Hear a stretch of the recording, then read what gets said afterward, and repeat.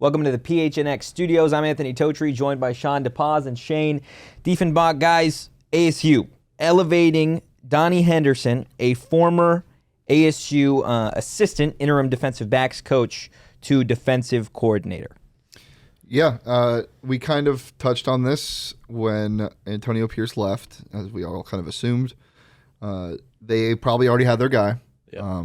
Served under Herm Edwards' staff as a D coordinator at the Jets. I believe he was on Billick's staff as well as a D coordinator. I think D-backs. D-backs, yeah. They kind of already knew what they were looking for. I think this is just kind of a statement being released now. It's good. It's good to have stability, guys, early before spring ball starts. You know, everything's kind of falling into place now in terms of coaching staff. So nothing but positives, I'd say. Yeah, I mean, it continues the trend of coaches with a lot of NFL experience. Yeah. He was a Cardinals coach too, so has those kind of Arizona ties. He's from Los Angeles originally. He's from Southern California, so that I can only assume helps in terms of the continuing trying to keep that pipeline coming out of the LA area. But yeah, like Shane said, this is kind of what we predicted. We expected an internal promotion. That's exactly what happened. So.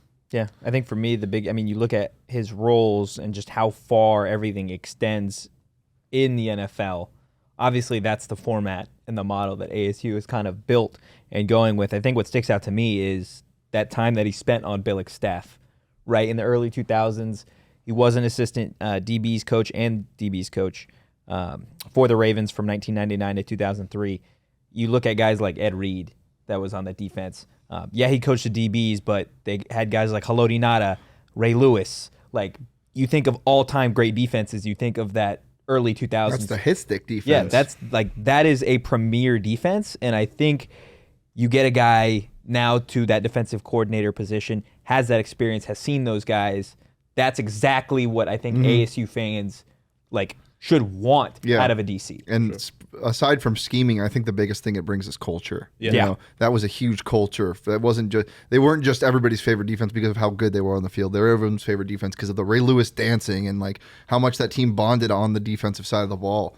So that was a bad team. Yeah, exactly. So if you can bring that type of energy, sheesh, put a whole new meaning into Devils, Right? Yeah, and he was defensive coordinator for the Jets in 2004 when Jonathan Vilma was named Rookie of the Year, and that just kind of shows that he has that experience in molding and mentoring young players, which obviously is the crux of the college game. Yeah. So that's another, I think, valuable aspect to this that is gonna help.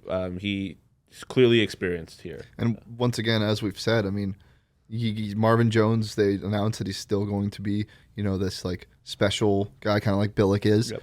And you have now another guy with defensive experience that's promoted to a bigger role, obviously Herm Edwards. And now it just furthers the argument that if you go to ASU, you're going to a place where you can be produced as an NFL talent. Yeah, 100%. I mean, you look at, I know you mentioned it, they got the Bills on there. He had coached for the Bills, Cardinals, Lions, Ravens, Bengals, Jags, a guy that's got, you want to talk about NFL experience. Yeah, you've got Herm, right, his playing days, and then with the Jets, you've got Marvin Lewis with the Bengals, Billick with the Ravens, and I believe the Vikings as well.